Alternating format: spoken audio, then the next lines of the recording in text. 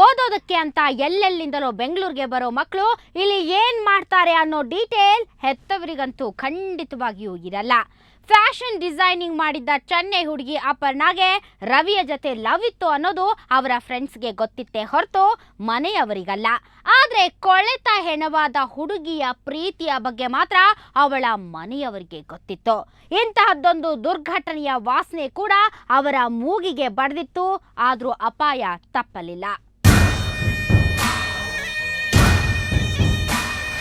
ಮಗಳು ಹೆಂಗೆ ಪೀಸ್ ಮಾಡವ್ರಿ. ನನ್ನ ಮಗಳು 3 ದಿನ ಹೆಂಗೆ ಬೀದಿಲಿ ರೋಡಲ್ಲಿ ಇರ್ಬೇಕು ಅಂತ ತಿಂದು ಹೆಂಗೆ ಬಾಡಿ ಬಿದ್ದಿತ್ತು. ಅದೇ ತರ ನನ್ನ ಮಗಳಿಗೆ ಮಾಡ್ಬೇಕು ಸ್ವಾಮಿ. ಬೆಳೆದು ನಿಂತ ಮಗಳು ಮರ್ಡರ್ ಆಗಿ ಪೀಸು ಪೀಸು ಹೆಣವಾಗಿ ಮನೆಗೆ ಬಂದ್ರೆ ಯಾವ ತಾಯಿ ತಾನೆ ಹೀಗನ್ನಲ್ಲ. ಈಕೆಯ ಕಣ್ಣೀರನ್ನ ಕಂಡ್ರೆ ಕರುಳು ಚುರ್ರೆನ್ನುತ್ತೆ.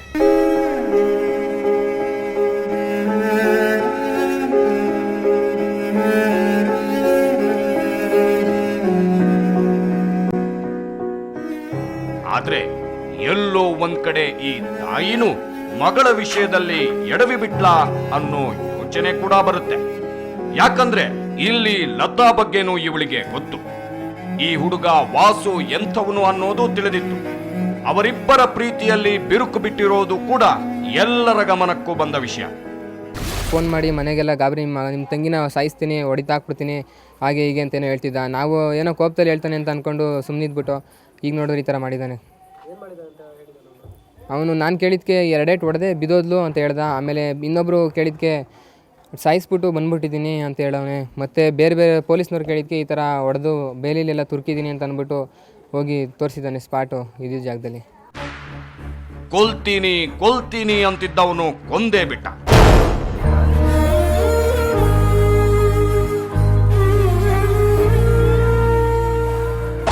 ವಿಪರ್ಯಾಸ ಅಂದ್ರೆ ಅಲ್ಲಿವರೆಗೂ ಈ ವಿಷಯ ಪೊಲೀಸರ ಗಮನಕ್ಕೆ ಬಂದಿಲ್ಲ.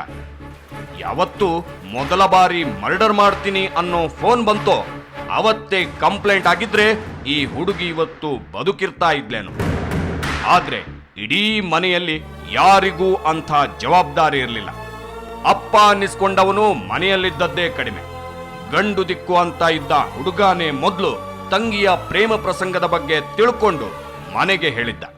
ಸರ್, ನಂಗೆ ಒಂದು ದಿವಸನೂ ಗೊತ್ತಿರಲಿಲ್ಲ ಸರ್. ನಮ್ಮ ಮಗನ ಫ್ರೆಂಡ್ ಥರ ಆದವನು. ನಮ್ಮ ಮಗ ಬಂದು ನನಗೆ ಹೇಳ್ದ, ಹೀಗೆಲ್ಲ ಫೋನ್ ಮಾಡ್ತಾನೆ, ಹಂಗೆ ಮಾಡ್ತಾನೆ, ಹಿಂಗೆ ಮಾಡ್ತಾನಮ್ಮ, ಎಲ್ಲೆಲ್ಲೋ ಕರ್ಕೊಂಡು ಹೋಗ್ತಾನೆ ಲತುನ್ನ ಅಂತ. ನಂಗೆ ಗೊತ್ತಿರೋದು ಅಂತ ಅಂದೆ. ಯಾರೋ ಅವನು ಕೊಡ್ರಿ ಅಂತ ಒಂದು ದಿವಸ ಕರೆದು ಕೇಳಿದೆ. ನಾನು ಇಲ್ಲಿ ಲೇವೇಟಲ್ಲಿದ್ದೀನಿ, ನಿನ್ನ ಮಗಳನ್ನ ಲವ್ ಮಾಡ್ತೀನಿ ಆಂಟಿಯಿಂದ. ಅದಕ್ಕೆ ಲವ್ ಮಾಡ್ತೀನಿ ಅಂದರೆ ನನ್ನ ಮಗಳು ಏನು ಮಾಡಬೇಡ್ರಿ, ನಾನು ಎಲ್ಲರನ್ನೂ ಒಪ್ಪಿಸಿ ನಿನಗೆ ಮದುವೆ ಮಾಡಿಕೊಡ್ತೀನಿ ಅಂತ ಹೇಳಿದೆ ಸರ್.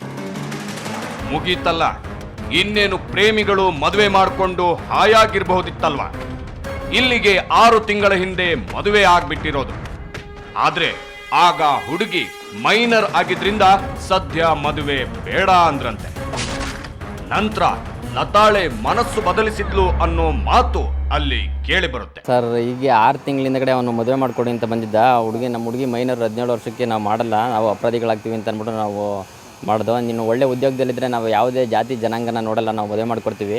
ಆದರೆ ನಮ್ಮ ಹುಡುಗಿ ಇಷ್ಟಪಡ್ತಾ ಇಲ್ಲ ಅಂತ ಅಂದ್ಬಿಟ್ಟು ಹೇಳಿದಾಗ ಅವನು ವಾಪಸ್ ಹೋದ.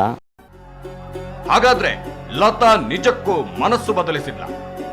ವರ್ಷಾನ್ಗಟ್ಲೆ ವಾಸು ಜೊತೆ ಓಡಾಡಿದವಳು ಈಗ ಅವನ ಮದುವೆ ಆಗಲ್ಲ ಅಂದಿದ್ದು ನಿಜಾನ?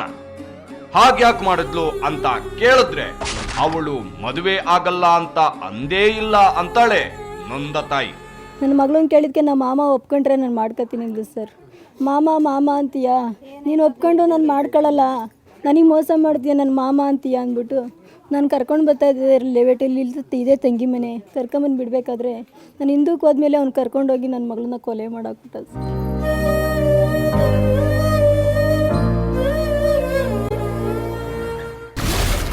ಈಕೆ ಮಾತೆತ್ತಿದ್ರೆ ಮಾವ ಅಂತಾಳೆ.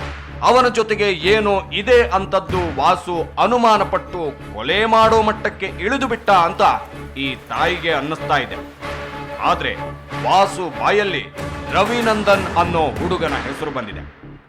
ಆತ ಈ ಲತಾ ಓದಿದ ಕಾಲೇಜಲ್ಲೇ ಜೊತೆಗೆ ಓದಿದವನು. ಇತ್ತೀಚೆಗೆ ಜೊತೆಗೆ ಕೆಲಸನೂ ಮಾಡ್ತಾ ಇದ್ರು. ಹಾಗಾಗಿ ಅವರಿಬ್ಬರ ನಡುವೆ ಫ್ರೆಂಡ್ಶಿಪ್ ಇತ್ತು. ಅದನ್ನೇ ಈ ವಾಸು ತಪ್ಪು ತಿಳಿದಿದ್ದ ಅಂತ ಹೇಳೋನು ಲತಾಳ ಅಣ್ಣ. ಜಸ್ಟ್ ಫ್ರೆಂಡ್ ಅಷ್ಟೇ, ಕಾಲೇಜ್ ಫ್ರೆಂಡ್ ಅಷ್ಟೇ SMS ಮಾಡ್ತಾ ಇದ್ದಿದ್ದು. ಅದನ್ನು ಅವ್ನು ಮಿಸ್ಅಂಡರ್ಸ್ಟ್ಯಾಂಡಿಂಗ್ ಮಾಡ್ಕೊಂಡು ಅವನು ತಪ್ಪಾಗಿ ತಿಳ್ಕೊಂಡು ಇಲ್ದರ ಸುಳ್ಳನ್ನ ಸೃಷ್ಟಿ ಮಾಡ್ಕೊಂಡು ಆ ಥರ ಮಾಡಿದ್ದಾನೆ. ಮೆಸೇಜ್ ಮಾಡ್ತಿದ್ದಾನೆ ಹುಡುಗನ ಹೆಸರು ನನಗೆ ಗೊತ್ತಿಲ್ಲ ಸರ್. ನನ್ನ ತಂಗಿ ಓದಿದ ಕಾಲೇಜಲ್ಲಿ, ವಿನಾಯಕ ಕಾಲೇಜಲ್ಲಿ, ಅಂಜನಾನಗರ. ಈ ಹುಡುಗನ ವಿಷಯದಲ್ಲೇ ಲತಾ ಕೊಲೆಯಾಗಿ ಹೋಗಿದ್ದಾಳೆ.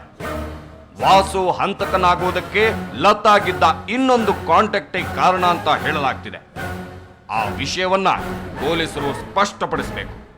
ಅಂದಹಾಗೆ ಲತಾ ಕೊಲೆಯಾಗಿದ್ದೇ ವಿಚಿತ್ರ ಸನ್ನಿವೇಶದಲ್ಲಿ. ಅವಳ ಮೊಬೈಲ್ಗೆ ಬಂದಿದ್ದ ಮೆಸೇಜ್ ಆಕೆಯ ಸಾವಿಗೆ ಕಾರಣವಾಯ್ತ, ಅಥವಾ ದೇವರ ಸನ್ನಿಧಿಯಲ್ಲಿ ಸಾವು ನಿಶ್ಚಯವಾಯ್ತ?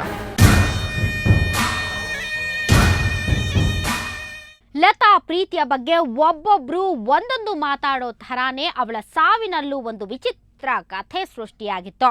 ಹಂತಕ ಕೂಡ ಕಟ್ಟ ಕಡೆಯ ಕ್ಷಣದವರೆಗೂ ಇಲ್ಲ ಸಲ್ಲದ ಕಥೆ ಕಟ್ಟಿದ್ದ. ನಂತರ ಹೆಣ ಸಿಕ್ಕಿದ್ದು ಮಾತ್ರ ಪೊಲೀಸರಿಗೆ. ಅಲ್ಲಿ ಅವತ್ತು ಏನೆಲ್ಲ ನಡೀತು ಅನ್ನೋದನ್ನ ಒಂದು ಬ್ರೇಕ್ನ ನಂತರ ಹೇಳ್ತೀವಿ.